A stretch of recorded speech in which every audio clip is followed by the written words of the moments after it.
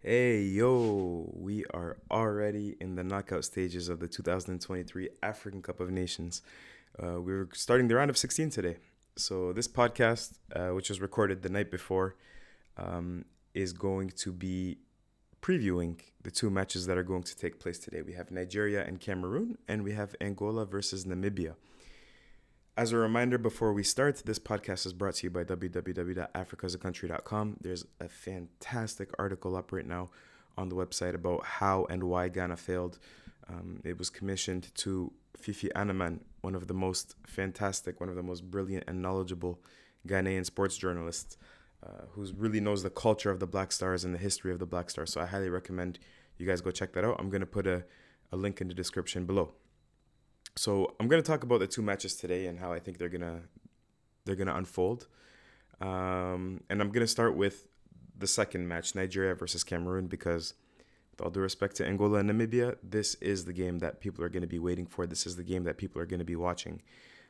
It's also the game in which I was able to attend the pre-match press conference, as Angola and Namibia are not going to be playing in Abidjan where I am, whereas Nigeria and Cameroon are. So just some quick notes about team news, and to summarize it, it's that everybody's back. So for Cameroon, Vincent Aboubakar is back.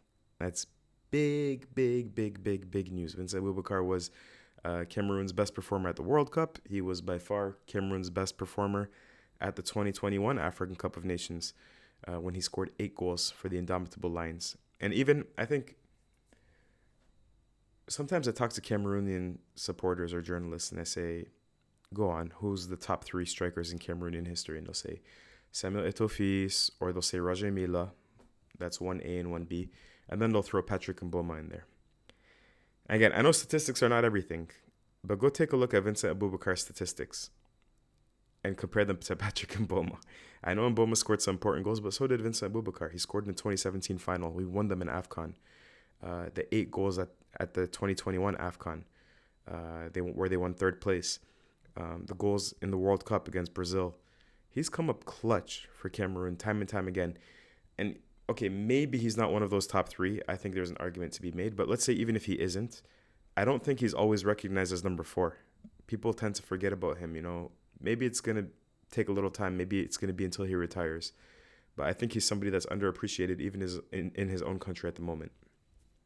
Besides Vincent Aboubakar being back, Clinton Njie is also back. He scored against Nigeria the last time these two sides played in Afcon in 2019, also in the round of 16. However, both of those players probably won't start. They're both coming back from injury, and I saw, for example, Ferris Mumbagna. He was the Cameroonian player at the press conference, and usually when they bring a player to the press conference, that player usually starts the match, and Ferris is a good striker at Marseille, and I'm expecting him to start the match now. Nigeria also get a player back, Kelechi Iheanacho. Today the coach was asked about why he hasn't been playing too much, and he basically just said he's been injured, and he said, I have nothing against Kelechi. If I didn't like him, I wouldn't have brought him. But he's back now. He's training. El Hassan Youssef also back in training. Even Troost Ekong, I think, was picking up a knock, the central defender.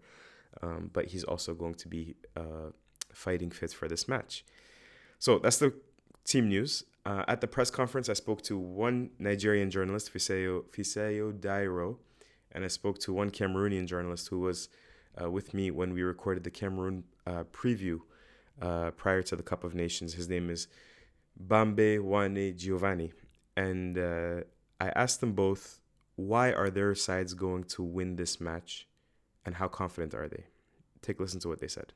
Because the mentality of Cameroonians is quite different. We may not have the best team. Nigeria has a better team than us. They have the player of the year, CAF player of the year, in Victor Osimhen. But we have the character, we have the heart, we have what it takes to grind out results, and we have the spirit of champions. The most recent past, we've won competitions without having possibly the best teams. 2017. We had probably everybody was ranking us to leave at the group stages, but we went ahead to win our fifth star in that competition. So, with Cameroon, never can tell, even when we don't have the players, we have the character, we have the mentality, we have the heart to win games. And out of 10, what is your confidence level going into tomorrow? Out of 10, my confidence level is 7. A 7 because it's Nigeria. Well, it would have been any other team, maybe my confidence level would have been 9 or 10. Why do you think Nigeria can win the match tomorrow? I think because comparing the two squads, Nigeria have the better experience. In this squad we have 11 players. They were in that 2019 team, while Cameroon had left just 4. Aside that, players' experience in Europe, they played at this stage, at this level. So I think that's enough of the confidence. Yes, the rivalry thing throws form and experience out of the window, but you need players that can undo such a level, and I think that's what Nigeria have in abundance. So definitely, I think it will give Nigeria the edge on Saturday. Out of 10, what is your confidence level that you can win this match? I think 7, yeah. So as you can see, I think there's a similar amount of confidence from both sides in this match, Nigerians and Cameroonians. I think both have mutual respect for one another. Between them, these two sides have 8 Afcon titles, which is very, very respectable. Cameroon, I believe, have won less matches than Nigeria in the head-to-head. However, I believe in the 5 matches that Cameroon have won in over 20 that they've played, 3 of them have been in Afcon finals, 1984, 1988, and 2000. And the 1984 final was in Felicia, Stade Félix Houphouët-Boigny here in Abidjan, Côte d'Ivoire, where they're going to play the match tomorrow. So a lot of the press conference was also about, do you believe in the weight of history influencing this match? Which I think is funny sometimes, because I think a lot of, I'm not going to say non-African journalists, but yeah, a lot of non-African journalists, I think, scoff at those questions. But I don't know. I feel like when we play in African football, history does play, supernatural, metaphysical factors do play a role. Maybe I'm just being silly. I'm interested to see if Cameroon go back to that 3-4-3 that they played against the Gambia. They left a little bit of space between their center halves and their wide fullbacks exposed. And I thought that was exploited well by Gambian players like Abli Jallo and Moussa Barrow and Yankuba Minte. And Nigeria also have the players to exploit those spaces. Osimhen can make those diagonal runs. Moses Simon, who was at the Nigerian presser, so I'm expecting him to start, he can also make those runs as well. So that kind of speed is dangerous to play against a 3-4-3. But again, I think Cameroon can put their best players out when they play this 3-4-3 formation. We're also expecting Andre Onana to be on the bench again, according to what Rigobert Song said in the press conference. Nigeria are going to play, I think, they were playing a 4-4-2 a lot prior to the tournament, but I think they're going to stick to a 4-3-3, which seems to have worked for them. Let's talk about the styles of play and how those are going to clash. Cameroon, and I've harped on this time and time again, I've criticized their midfield, fairly or unfairly. I think their midfield lacks a lot of imagination. I think some of you have posted in the comments, yeah, we know their midfield lacks imagination, but their midfield wasn't much different in 2017 and they still won the tournament. And my counter argument is always going to be, yeah, but their front line was much more talented back then than it is now. Karl Toko Ekambi, Vincent Aboubakar, Benjamin Mukanjo, Christian Basogog, the player of the tournament.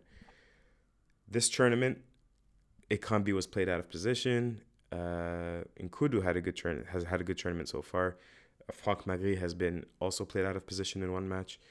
And so I don't think they got their front line right. But with Aboubakar back, with Ekambi fit, with Nkudu playing the way he is, maybe Cameroon can hit a third or a fourth gear here.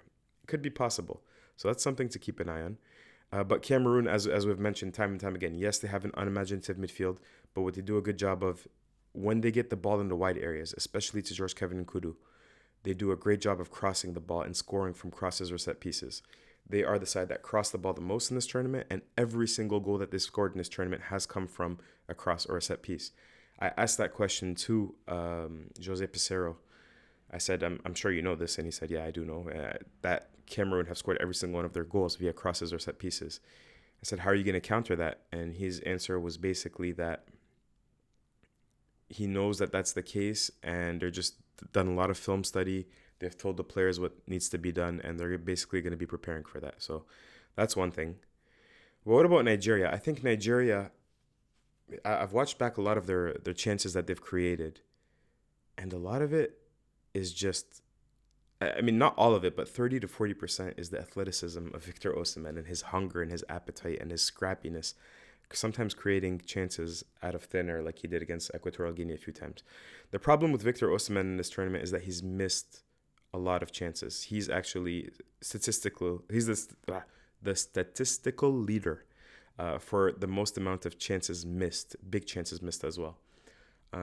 So we're used to seeing him more clinical with Napoli. I do think that he can get his shooting boots on and knock in a few. But they're not creating chances. Nigeria are creating chances, but they've only been scoring one goal, I believe in each of their matches. One time off of a penalty. So Jose Peseiro had a funny response to a Nigerian journalist, or maybe it was a Cameroonian journalist that said, you guys are not scoring a lot of goals. And he said, we're creating chances. And he uses a ketchup metaphor, which I thought was brilliant. He says, sometimes you squeeze the ketchup and a little bit comes out. And sometimes you squeeze the ketchup bottle and too much comes out. And basically he's saying the process is right. We're squeezing the ketchup bottle. We just don't know if, the goals are going to come or not. And so I think a lot of that is going to depend on the sharpness and the efficacy of that front line, especially players like Victor Osimhen. So yeah, let's think about their strengths again. Cameroon are going to cross. Nigeria are going to focus probably on transitions, verticality, creating chances in open space behind backline.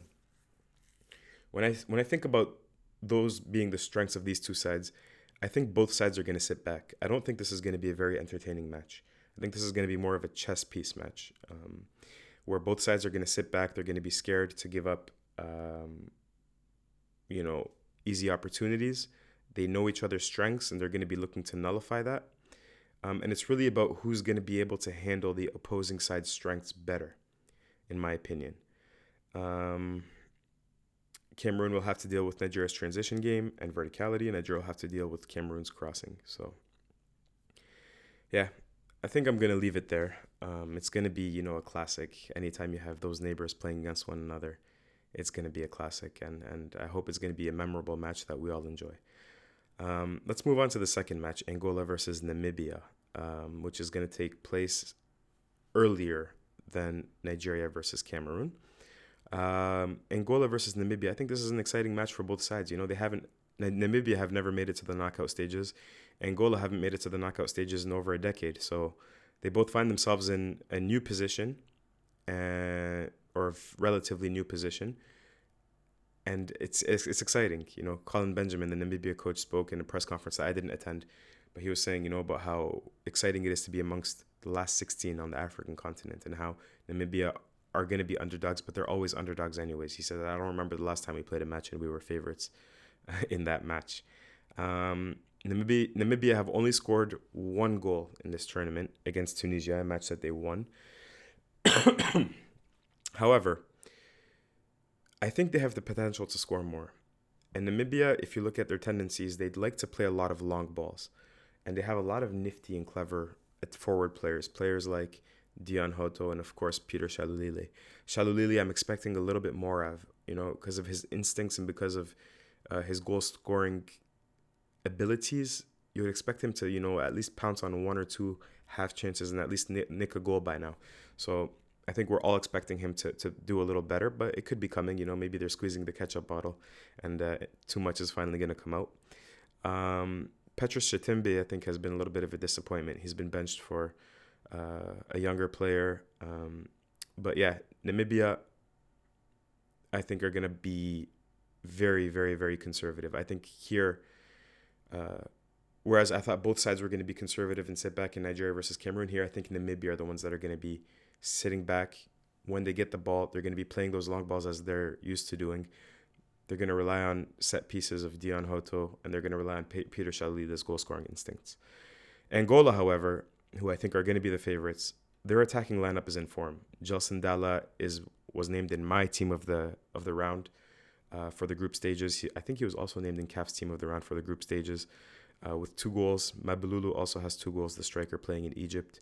Gilberto, I thought, has done a great job coming into this tournament, in the last 2 matches, creating so many great chances with his dribbling. Even a player like Zini, who I believe is just 21 years old, kind of plays like as a left forward or as a striker, sometimes more as a left forward, I believe. He's been very, very good at, getting shots on target, creating opportunities.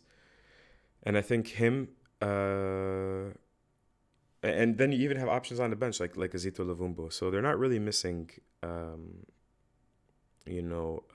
lot of Mbala and Zola, for example,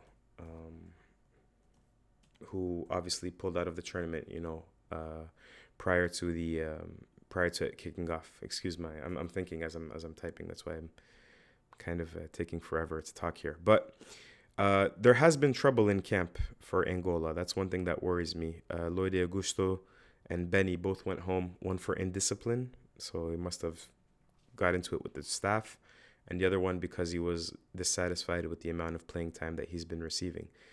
So that's not good. They've also had a player go home due to injury, kind of like Mo Salah. And if he recovers, if Angola makes it to the final, I'm sorry I'm laughing, but that would be very, very unexpected, then he could come back too. So, again, this is a match I think Angola's going to have more possession of the ball. They're going to rely on Gelson Dalek to create the way he carries the ball, his set pieces. Mabululu's going to have to be a wrecking ball like he is in the opposing box. We're going to see what we can get from Zini, Gilberto, Zito Lavumbu. All of those players are capable of creating a lot of trouble, and even Angola's defenders have been, I think, good. Player like Kyolonda Gaspar, many people had him in their team of the round for the group stages as well. So, Angola seemed like the all-around better side. They're the side with more experience.